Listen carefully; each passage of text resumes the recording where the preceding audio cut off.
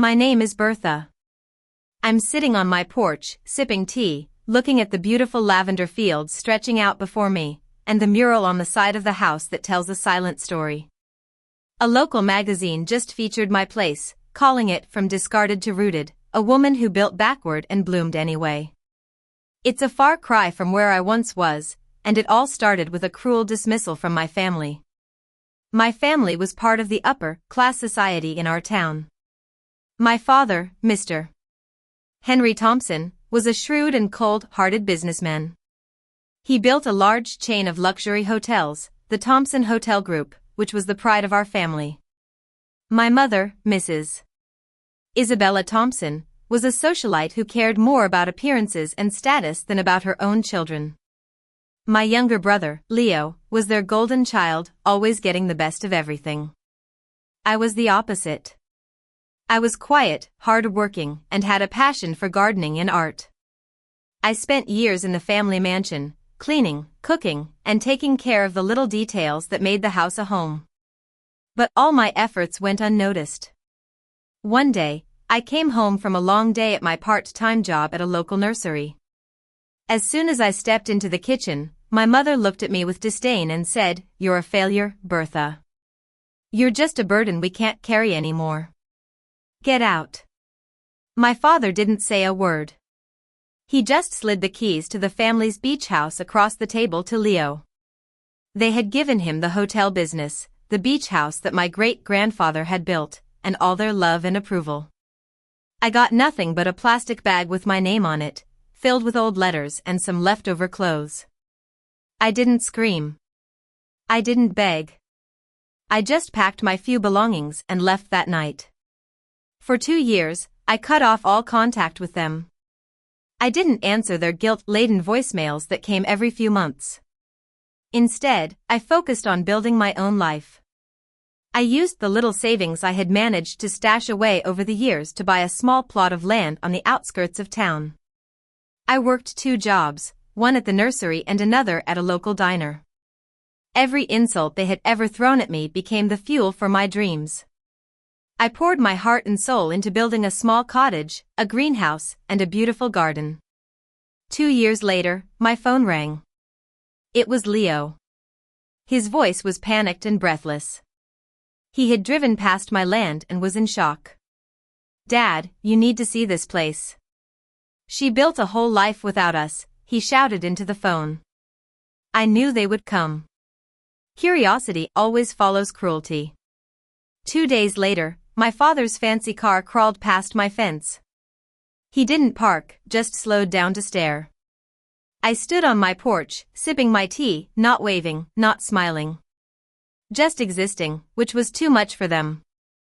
That night, I got an email from my mother. The subject line was "We should talk." She wrote that they didn't mean for things to get so distant, that Leo needed help starting out, and that I seemed fine on my own. She suggested we reconnect and maybe they could come see the house. There was no apology, just an attempt to rewrite history. I didn't reply. Instead, I went into town and picked up paint samples. I was going to create a mural on the side of the house facing the road. It was a message, not in words, but in colors. A message of defiance and presence. 3 weeks later, they showed up unannounced. I was planting lavender when I heard the car door slam. My father got out first, followed by my mother in her high-heeled shoes that were too sharp for the gravel. They walked up my stone path like they owned the place. My mother looked around, her eyes wide with disbelief. "You did all this yourself?" she asked, as if I had stolen the land.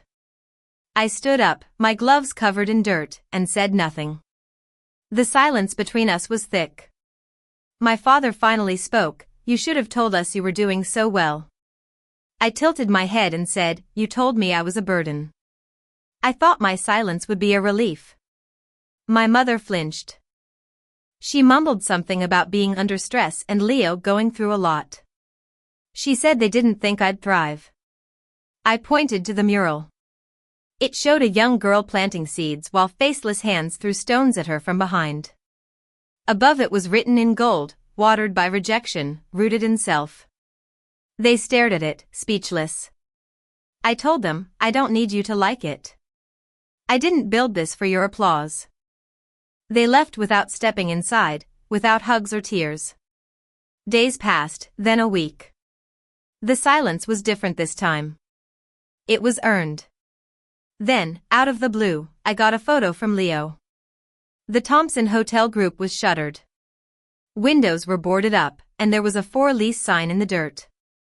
The caption read, "Hope your little garden's worth more than our legacy." I remembered all the unpaid work I had done for the family business, cleaning after school, taking inventory, and working weekends. Leo had run it into the ground, hiring his friends, ignoring the books, and refusing advice. I printed the photo and taped it behind my front door, not out of spite, but as a reminder that not all gifts are blessings. The next day, I opened an envelope that had been on my desk for months. It was the deed to my land, fully paid off. I signed it, stamped the official record, and filed it with the county. I had ownership not just of the land, but of my story and myself. My mother emailed again, this time with a photo of her and Leo at a charity gala. The caption said, "Still standing. Family always finds its way." I stared at the phrase. Standing and growing are not the same thing. I posted a photo of my greenhouse, my hands covered in soil, with the caption, "Some of us weren't handed anything, so we built everything we needed by hand." In silence. The response was overwhelming. Hundreds of shares, messages from old friends saying I was thriving. One evening, my neighbor came by with fresh bread.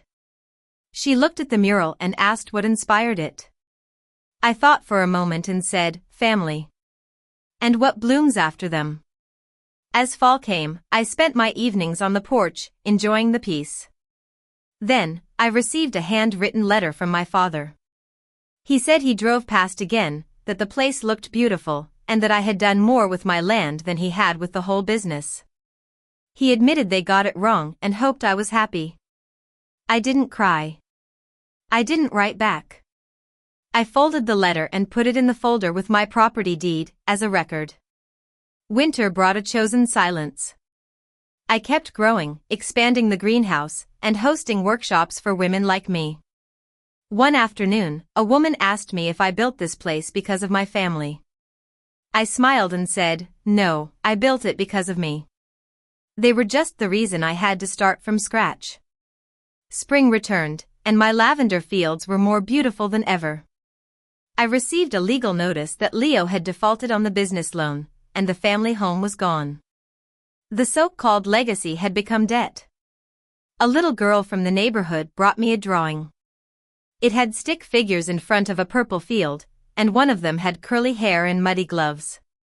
She wrote, "I want to grow up just like you." I hung it beside the mural. Because sometimes, the real legacy isn't what you're given, but what you create and protect.